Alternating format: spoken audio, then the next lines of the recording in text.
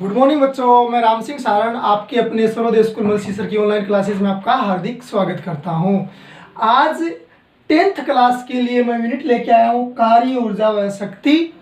इस यूनिट को हम पढ़ेंगे। फिजिक्स की यूनिट है, 5 नंबर की है।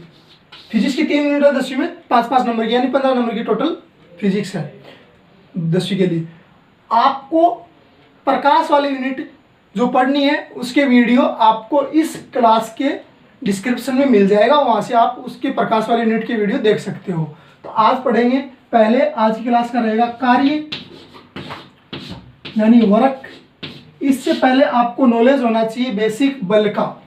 बल जो आप 9th क्लास में पढ़ के आए हो, फोर्स। बल क्या है? बल वह भौतिक राशि है जिसके द्वारा किसी वस्तु की स्थिति में परिवर्तन किया जा सकता है। जरूरी नहीं है बल वस्तु की स्थिति में परिवर्तन करे ही। हाँ, किसी किसी केस में परिवर्तन हो जाता है, किसी किसी केस में वस्तु की स्थिति में परिवर्तन होता नहीं। स्थिति में परिवर्तन का मतलब वस्तु के वेग में परिवर्तन होना, वस्तु के वेग की दिशा में परिवर्तन होना, है ना। और वस्तु स्थिर है तो गतिशील होना, गतिशील है तो वस्तु स्थिर होना। ये स्थिति में परिवर्तन से संबंधित जो बातें हैं जो आप 9th में पढ़ के आए हो बल के प्रभाव नाम से। ठीक है, तो बल क्या है? बल वह भौतिक राशि है जिसके द्वारा वस्तु की स्थिति में परिवर्तन किया जा सकता है। जरूरी नहीं है कि बल हमेशा ही वस्तु की स्थिति में परिवर्तन करे। जैसे एग्जाम्पल तौर पे इस बोर्ड पे मैं बल लगाऊं, फोर्स लगाऊं, तो ये जरूरी नहीं है बोर्ड हिले। देखो इस स्थिति में बोर्ड हिल नहीं रहा, यानी अपनी स्थिति में परिवर्तन नहीं कर रहा। पहले भी इसकी वेलोसिटी 0 थी, यानी ये विराम अवस्था में था।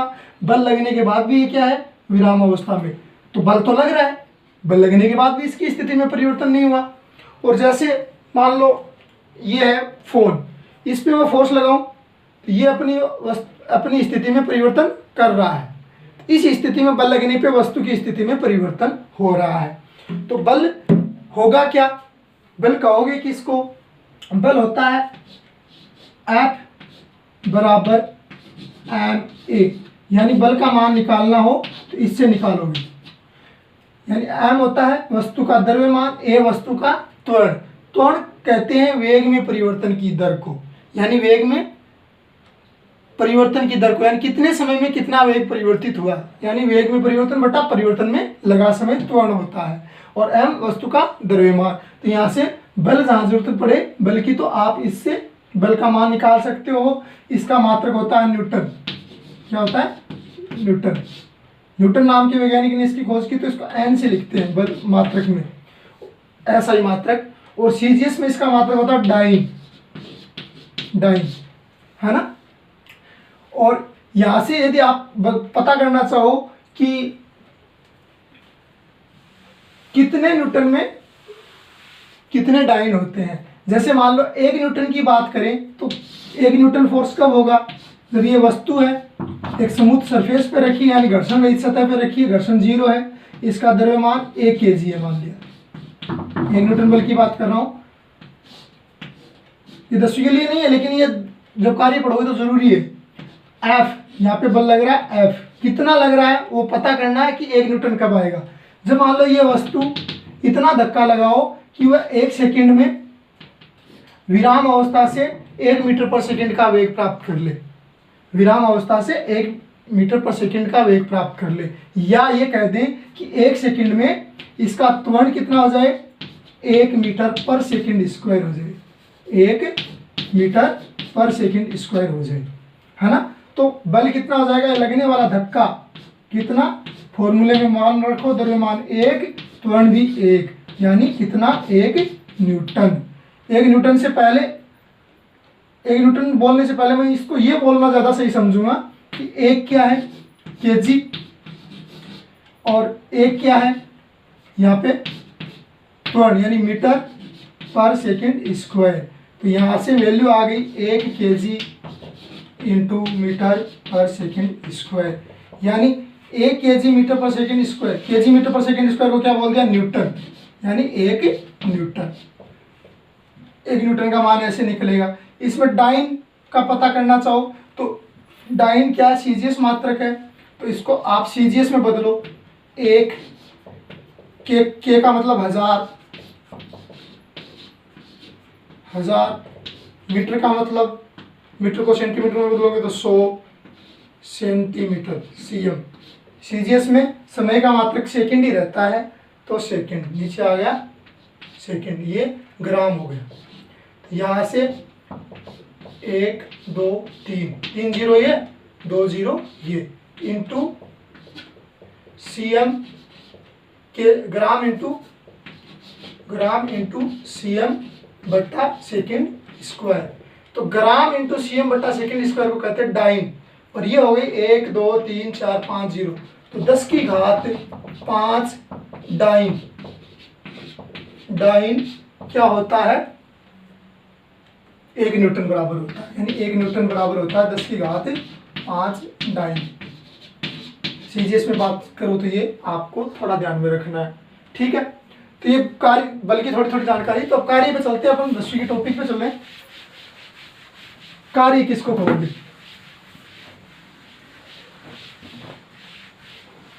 कार्य भी एक भौतिक राशि है। भौतिक मतलब प्रकृति में जो आप काम में लेते हो, किसी को मापने के लिए, जैसे दूरी को मापने के लिए मीटर, किलोमीटर, ये सब काम में लेते हो, सेंटीमीटर, ऐसे वजन को, द्रव्यमान, किसी वस्तु का भार नापने के लिए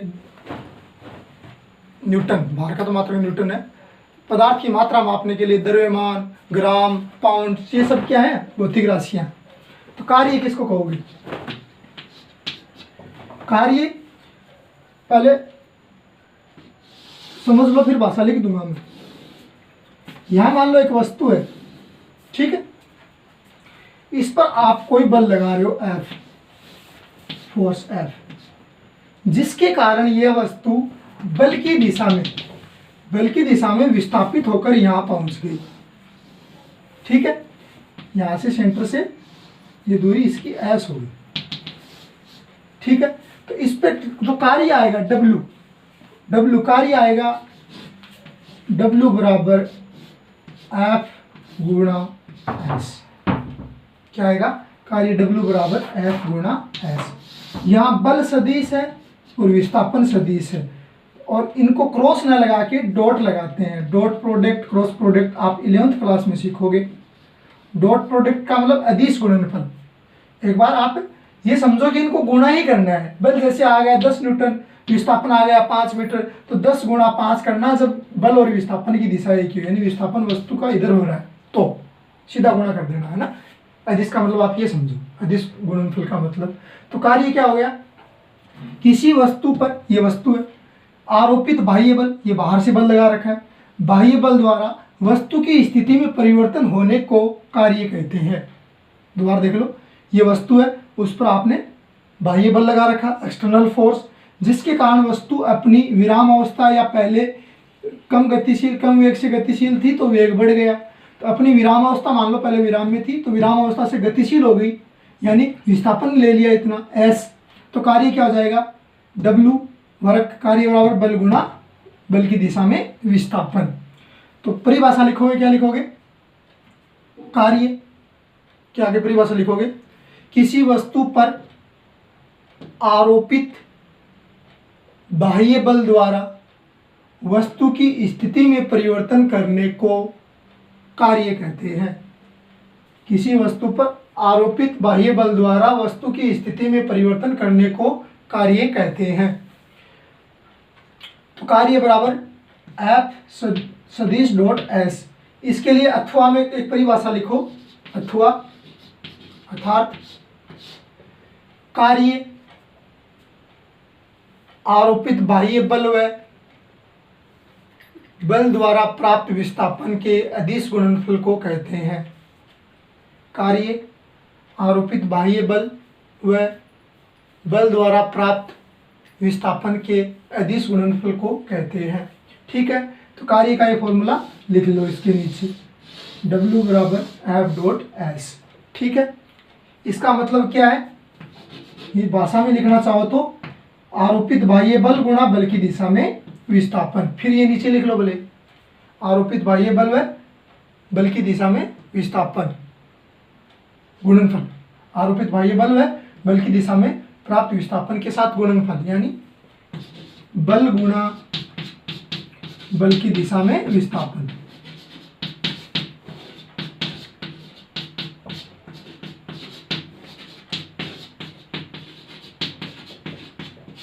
ये बल गुणा बल की दिशा में विस्थापन होना जरूरी है, यानी कितना बल लग रहा है तो वस्तु कितनी विस्थापित हुई उसकी दिशा में।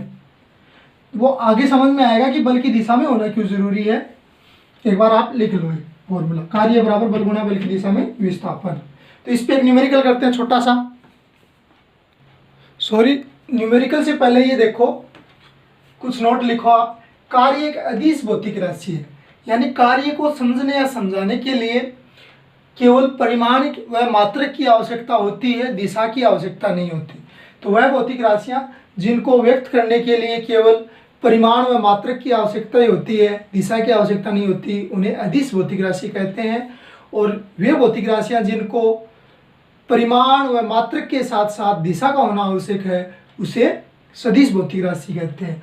परिमाण मतलब जैसे बल की परिमाण की बात करें तो 5 जैसे न्यूटन लिखा है, तो 5 तो परिमाण, न्यूटन हुआ मात्रक, है ना। लेकिन ये सदिश है, इसको समझाने के लिए दिशा का होना आवश्यक है। ये नौवीं में आप पढ़ के आए हो अच्छे से, है ना। तो कार्य को दिशा का होना जरूरी नहीं है, केवल परिमाण और मात्रक का होना आवश्यक है।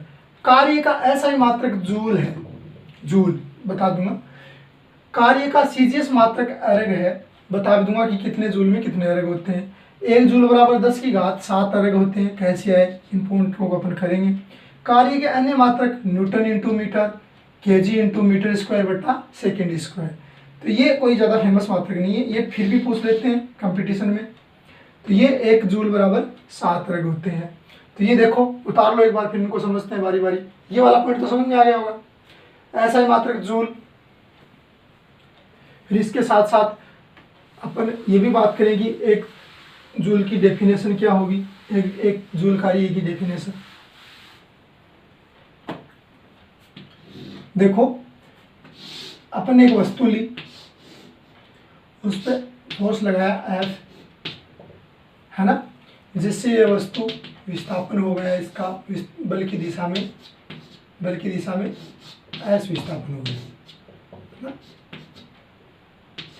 सदिश लगा लो, सदिश है। तो कार्य W बराबर क्या आया, F सदिश डॉट L सदिश, ठीक है।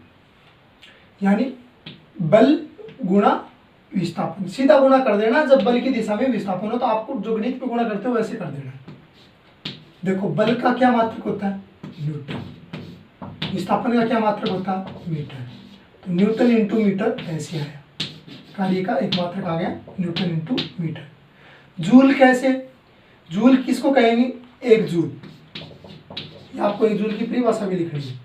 1 जूल जब किसी वस्तु पर, ये जैसे मान लो कोई वस्तु है जो घर्षण रहित सतह पे रखी है, स्मूथ सरफेस है, जिस पर आप बल लगा रहे हो F बराबर 1 न्यूटन, 1 न्यूटन बल लगा रहे हो, जिसके कारण यह वस्तु यहाँ से लेकर यहाँ तक S बराबर 1 मीटर विस्थापित हो। कितनी, 1 मीटर। तो कार्य क्या आ जाएगा, W बराबर F सदिश डॉट S सदिश।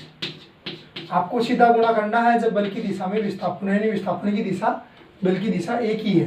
तो 1 न्यूटन गुणा 1 मीटर, यानी 1 न्यूटन इंटू मीटर। तो 1 न्यूटन इंटू मीटर का नाम दे दिया जूल, तो 1 जूल, ठीक है। न्यूटन इंटू मीटर की जगह आप जूल बोल सकते हो। यहाँ 2 न्यूटन इंटू मीटर आता तो 2 जूल हो जाता, 5 न्यूटन इंटू मीटर आता तो 5 जूल हो जाता, ठीक है। तो 1 जूल की परिभाषा क्या लिखोगे, इस डायग्राम से देखो। किसी वस्तु पर आरोपित बाह्य बल F बराबर 1 न्यूटन लगाने से वह वस्तु बल की दिशा में 1 मीटर तक विस्थापित होती है, तो होने वाला कार्य 1 जूल होगा। दोबारा सुन लो, किसी वस्तु पर 1 न्यूटन बल आरोपित करने से वह वस्तु 1 मीटर तक विस्थापित होती है, तो उस वस्तु पर आरोपित बाह्य बल द्वारा किया गया कार्य 1 जूल होगा, ठीक है। तो 1 जूल की परिभाषा, जूल का मात्रक आया कैसे उसका भी पता चल गया। अब बात करते हैं 1 जूल बराबर 7 अर्ग कैसे होते हैं। यानी 1 जूल 1 जूल बराबर 7 अर्ग निकालना आपने, 10 की घात 7 अर्ग। कैसे आया देखो, 1 जूल की जगह क्या लिख सकते हो आप, न्यूटन इंटू मीटर लिख सकते हो, ना। ये अपने को 1 न्यूटन इंटू मीटर बराबर निकालना है 10 की घात 7 अर्ग। यानी 1 न्यूटन की जगह क्या लिख सकते हो, केजी इंटू मीटर बट्टा सेकेंड स्क्वायर, अभी भी बात की थी, और 1 मीटर और रह गया पहले से, तो मीटर। तो यहाँ आ गया आपके पास 1 केजी मीटर गुणा मीटर इंटू मीटर स्क्वायर बट्टा सेकेंड स्क्वायर। तो ये मात्रक भी हो गया, एक दूसरा कार्य का मात्रक। अब अपने को सीजीएस मात्रक निकालना। सीजीएस में द्रव्यमान का मात्रक सीजीएस होता है ग्राम में, लंबाई का मात्रक होता है सेंटीमीटर में, और समय का मात्रक सेकंड में ही रहता है ना। तो यहाँ से देखो, यदि आप सीजीएस में आप बदलना चाहोगे तो यहाँ कर दो, नीचे दिख नहीं रहा होगा। 1 किलो का मतलब 1000, ग्राम का ग्राम, के का मतलब 1000 होता है, गुणा मीटर को सेंटीमीटर में बदलोगे तो मीटर स्क्वायर है, तो 100 गुणा 100 दो बार लिख दे, 100 गुणा 100। इसके साथ सेंटीमीटर भी है, इसके साथ भी सेंटीमीटर, तो गुणा सेंटीमीटर स्क्वायर बट्टा सेकेंड स्क्वायर। तो 1 1 0 2 3 2 5 2 7, तो 7 0 लगा दो, 1 2 3 4 5 6 7 ग्राम इंटू सेंटीमीटर स्क्वायर बट्टा सेकेंड स्क्वायर। एक के आगे 7 0 है, तो इस तरह से लिखा हुआ अच्छा नहीं लगता, तो इस 10 की घात 7 लिख देते, ग्राम इंटू सेंटीमीटर स्क्वायर बट्टा सेकेंड स्क्वायर। इसकी जगह आप अर्ग लिख सकते हो। सीजीएस में जिस तरह से केजी इंटू मीटर बट्टा सेकेंड स्क्वायर जिस न्यूटन में आया था, उसकी जगह आपने डायन रखा था, वैसे इसकी जगह अर्ग लिख सकते हो। तो 10 की घात 7 अर्ग किसके बराबर, 1 जूल कार्य के बराबर 10 की घात 7 अर्ग होते हैं। ये सीजीएस मात्रक है, ये एसआई मात्रक है, यानी पूरे इंटरनेशनल यूनिट है ये जूल, पूरे विश्व भर में माने जाने वाली इकाई है। तो ये नोट लिख लो, कुछ समझ में आया तो ठीक है, नहीं तो ये नोट याद रखने हैं तीनों। ये समझ में आया तो उतार लेना इसको अच्छे से अपने तरीके से, ठीक है। अब करेंगे न्यूमेरिकल। पढ़ो इसको और खुद से करने की कोशिश करो, आसान सा है, बहुत आसान है। किसी वस्तु पर 50 न्यूटन बल लगाने से वस्तु बल की दिशा में 5 मीटर तक विस्थापित होती है, तो आरोपित बल द्वारा किया गया कार्य ज्ञात करो। देखो चित्र बना लो पहले। एक सरफेस पे वस्तु रखी है, मान लिया आपने ये वस्तु, ठीक। इस पे आपने बल लगाया F,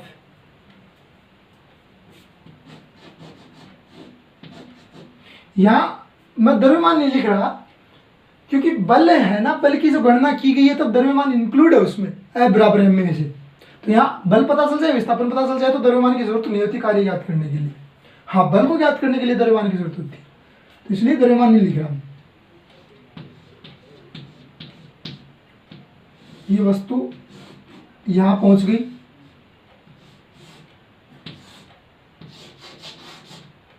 कितना विस्थापन बताया 5 मीटर, और बल कितना बताया F बराबर 50 मीटर। S बराबर कितना है, विस्थापन कितना है 5 मीटर। कंडीशन क्या है, बल की दिशा में विस्थापित है, ये बड़ी इंपॉर्टेंट बात है, बल की दिशा में विस्थापित है। तभी आप फॉर्मूला ये लगाओगे W बराबर F सदिश डॉट S सदिश। जब दोनों एक ही दिशा में बल और विस्थापन, तो इनको सीधा गुणा कर देना है, जो मैथ्स में करते हो, दोनों एक दिशा में, तभी, नहीं तो नहीं कर सकते, है ना।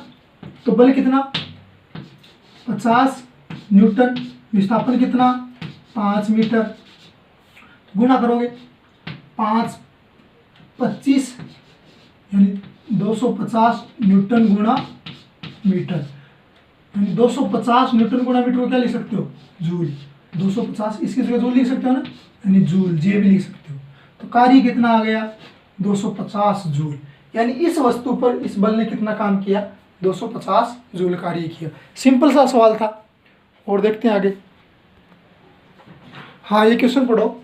कोई 2 kg की वस्तु पर कोई बल F आरोपित करने से वस्तु 2 मीटर पर सेकंड स्क्वायर के नियत त्वरण से 5 मीटर का विस्थापन बल की दिशा में प्राप्त करती है, तो कार्य ज्ञात करो। जैसे ये वस्तु है, समझ में नहीं आता तो जो बोले वैसा चित्र बनाने की कोशिश कर लिया। इस बार इसका द्रव्यमान दिया कितना, 2 kg। कोई बल F आरोपित कर रहा है जिससे बल की दिशा में वस्तु यहां से लेकर यहां तक 5 मीटर का विस्थापन प्राप्त कर रही है। ठीक है, और यहाँ पे त्वरण दे दिया आपको A बराबर 2 मीटर पर सेकेंड स्क्वायर।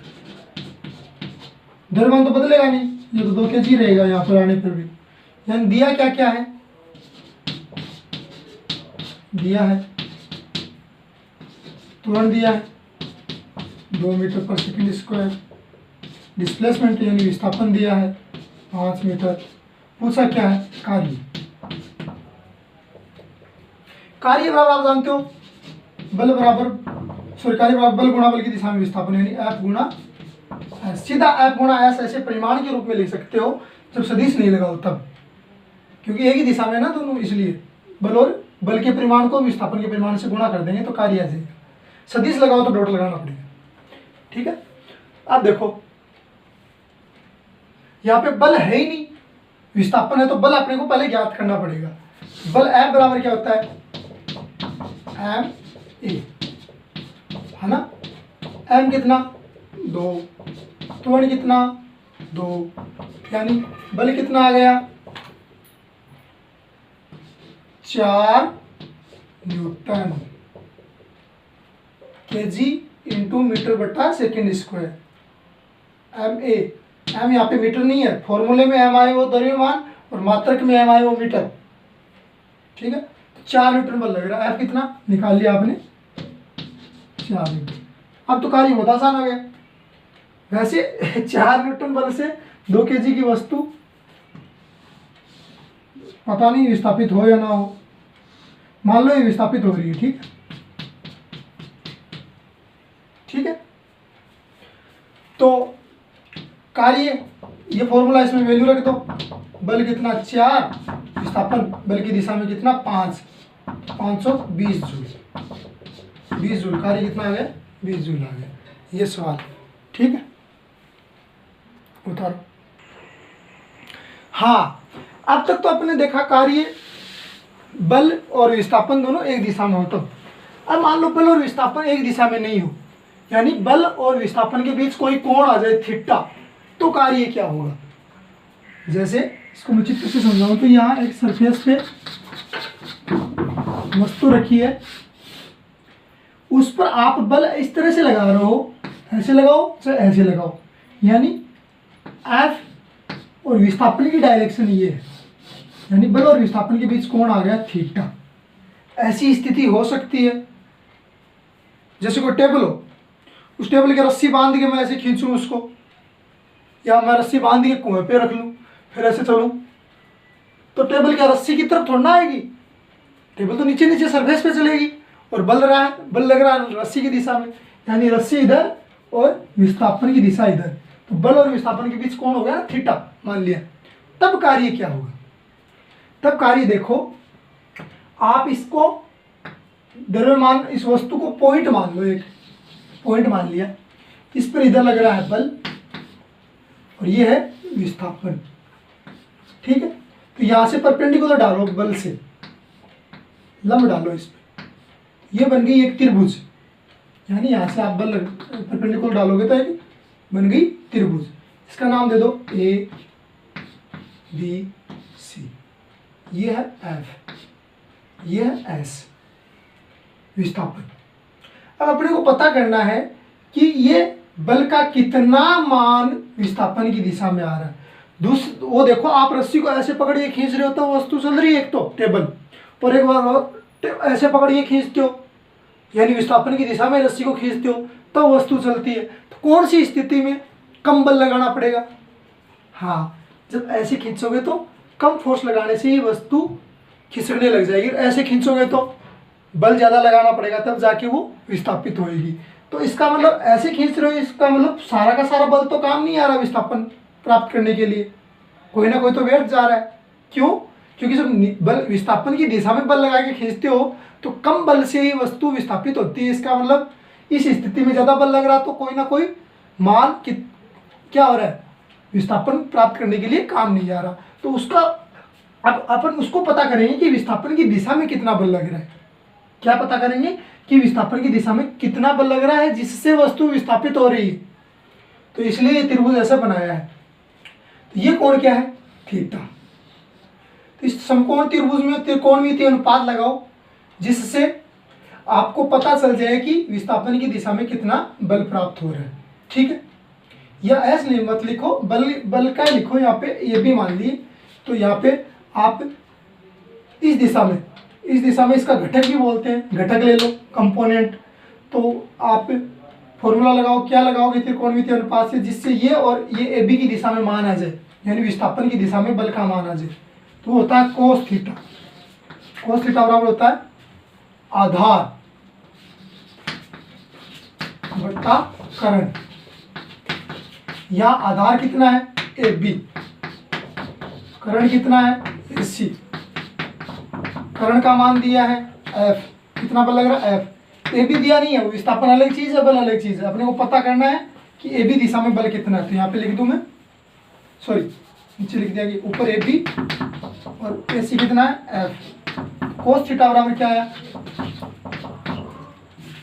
ए बी बट्टा एफ। ए बी का मान चाहिए, यानी ए बी दिशा में कितना बल लगा?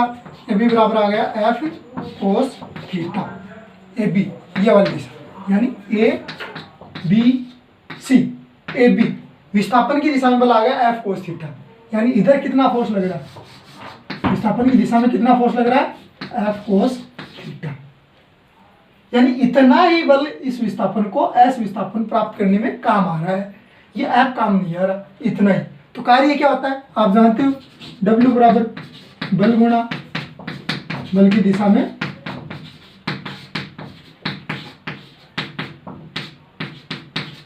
विस्थापन।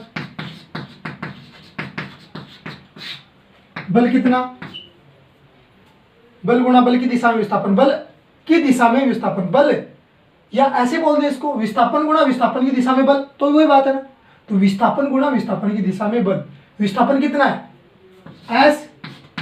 इसकी जगह ये लिख लो, कंफ्यूज ना हो। विस्थापन गुणा विस्थापन की दिशा में बल, बात तो वही हुई। विस्थापन गुणा विस्थापन की दिशा में बल। विस्थापन एस और विस्थापन की दिशा में बल कितना? F cos theta. तो इसको तरीके से लिखो तो आप ऐसे लिख सकते हो, एफ डॉट लगाते हो तो यहाँ गुणा ही होता है, F dot S cos theta. तो डब्ल्यू बराबर एक फॉर्मूला आ गया एफ एस कोस थीटा।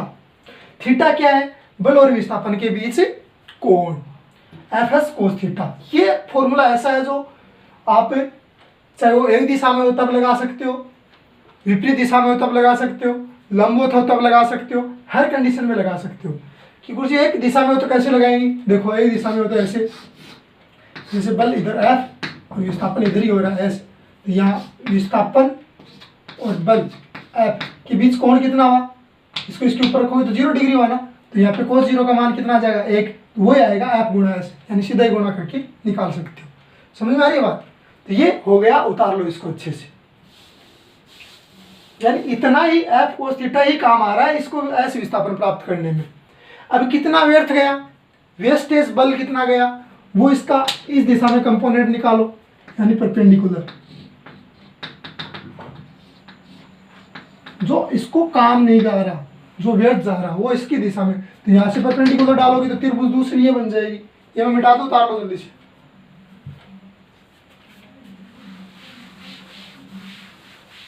अब वेस्टेज बल जो इसको विस्थापित करने में काम नहीं आ रहा वो देखो, ये त्रिभुज उठाओ, यहाँ डी नाम दे दिया, यानी ये त्रिभुज, ये एफ है, ये ए है, ये डी है और ये सी है। ये 90 डिग्री। अब इस एफ का इधर कंपोनेंट निकाल लो, यानी ये निकालोगे तो इस त्रिभुज के लिए थीटा का बना था, ये थीटा है तो इधर इस बार यहाँ थीटा बनेगा ना, एकांतर कोण हो गए, तो ये वाला कोण क्या हो जाएगा, थीटा।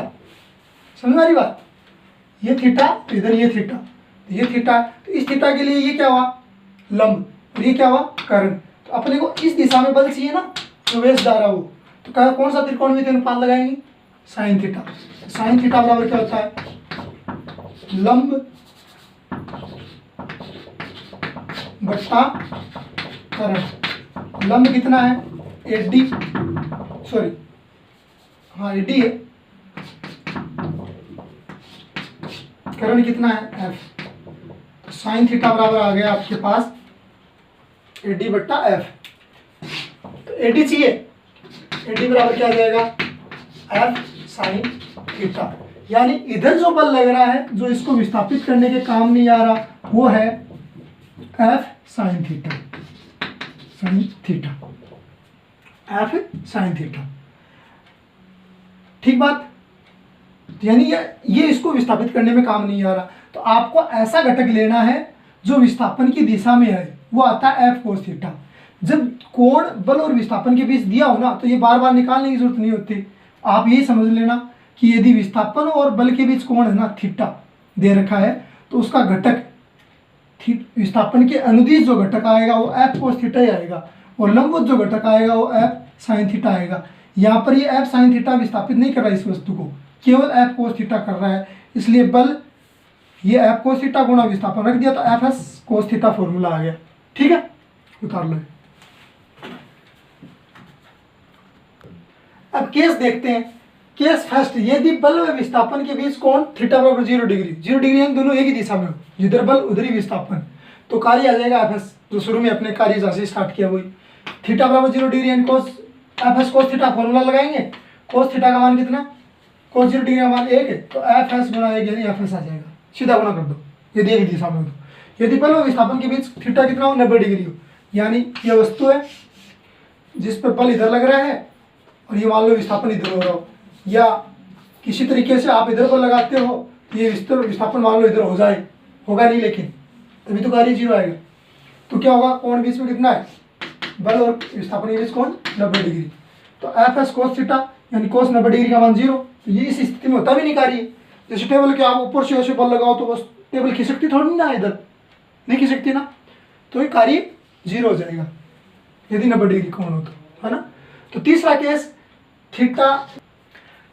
यदि थीटा बराबर 180 डिग्री, यानी वस्तु ये है, आप बल लगा रहे हो इधर और विस्थापित होती है मान लो इधर, विपरीत दिशा में विस्थापित होती है, तो ऐसे केस अपन कल देखेंगे कल की क्लास में। तो आप तो फॉर्मूला लगाओ, W बराबर F S cos theta. F कितना है, एफ तो एफ विस्थापन, एस कोस यहाँ पे कितना हो गया 180 डिग्री, यानी विपरीत है ना, इधर एस है इधर एफ है, और बीच में 180 डिग्री, विपरीत होता है 180 डिग्री। तो कोस 180 डिग्री का मान कितना होता है, -1, यहाँ पे रखोगे तो एफ एस गुणा -1 यानी माइनस एफ एस आ जाएगा, कार्य ऋणात्मक आ जाएगा जो विपरीत दिशा में हो, यानी 90 से ऊपर हो, 90 से ऊपर 180 तक कार्य ऋणात्मक आएगा,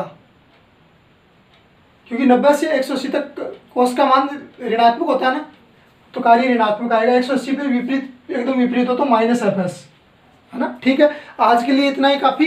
कल के एक टॉपिक और लेके एक क्लास और लेके आएंगे, तो कार्य आगे कंप्लीट होएगा। ठीक है, धन्यवाद, पढ़ते रहें, खुश रहिए, जय माँ सरस्वती।